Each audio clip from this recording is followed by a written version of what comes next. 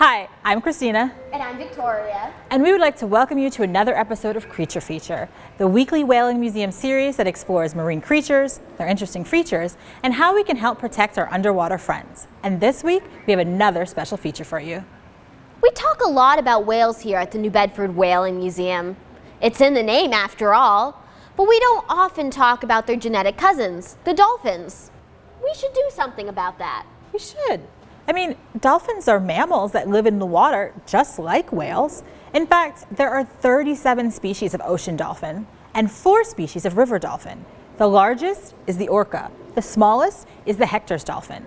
Dolphins are very social and often travel in large groups called pods.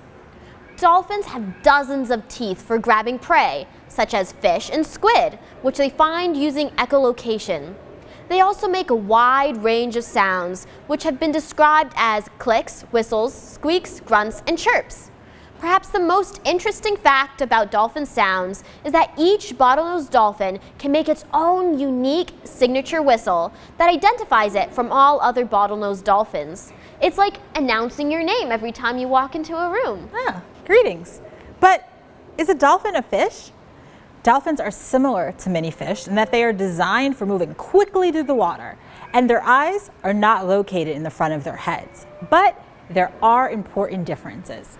First, a dolphin's dorsal fin is curved and has no internal support, unlike a fish's dorsal fin that has many bone-like rays to support it.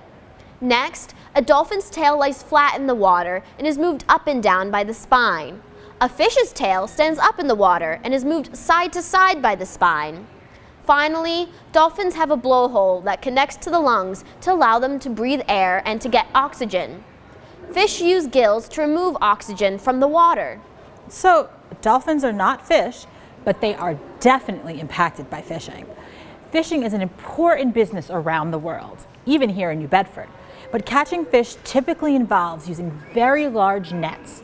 Sometimes pots or traps are set on the ocean floor. Unfortunately, these nets and vertical lines connected to the pots and traps can be deadly.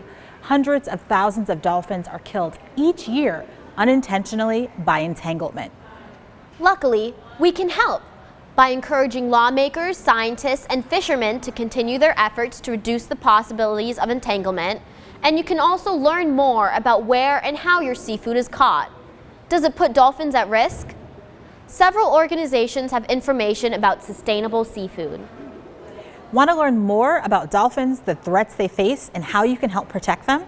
Well, join us this Wednesday at the New Bedford Whaling Museum at 11 a.m. for our outdoor dolphin obstacle course. More information can be found on the museum's website at whalingmuseum.org. Thank you so much for joining us, and we'll see you next week for our next Creature Feature.